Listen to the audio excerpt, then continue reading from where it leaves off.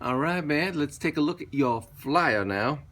Um, okay, first off, the typeface.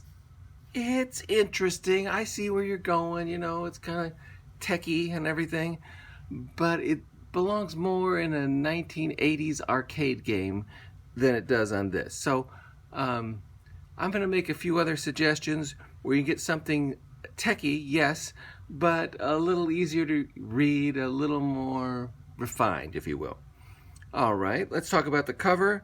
I do like your graphic. That's very interesting. I find it a little on the complex side if type is going over it. So you may want to lower it down.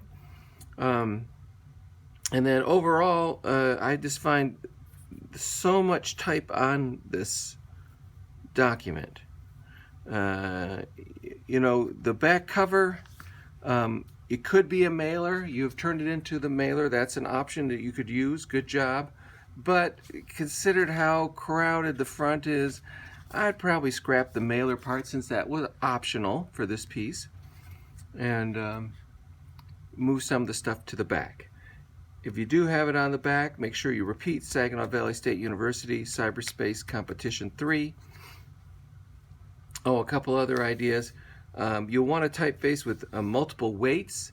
That's because this weight is so heavy, it's starting to look just more like an icon rather than lettering. It doesn't come across as a 3, it comes across as a block. One way we can solve that is by making this weight thinner and these weights bolder so that they appear even in weight. And that way the viewer would tie it all together. Right now it's not being tied together. Another thing that's on, I believe, in your type settings is small caps.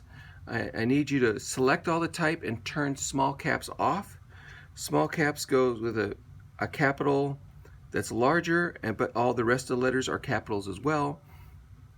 This is a little easier to read than all caps, but it's still considered hard to read overall.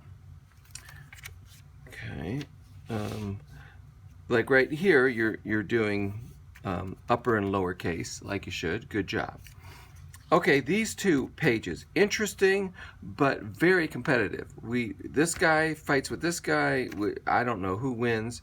It might be my printer. Obviously, I don't have the very best printer in the world for color, particularly black right now. So, this is the way it is. So I want to go through this more. Like, your job as a typographer is to get me from point A to point B to point C to point D, E, F, G, H. So I suggest you make this panel the highest contrast, the largest type, title, and then I go down, down, down, and then to this one, down, down, down, down. So that would mean there's more contrast, larger starting point, a focal point right here, and then I go to this one and then I go down.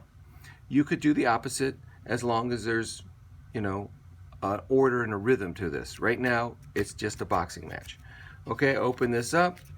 And strangely, for the first time, now I feel like I have a lot of room. I got a lot of breathing room and a lot of space. So, yeah, does this work? Yes, but there's no change. So it just kind of all blends in as one. And what I mean by change is background change. I think if we change the background color to this, I'm not saying get rid of the graphic, just change the background color overall, and it could still be space themed. We could tell that this is information we've already processed and this is new information. I'll give you an example. Here's someone else in the class doing this one.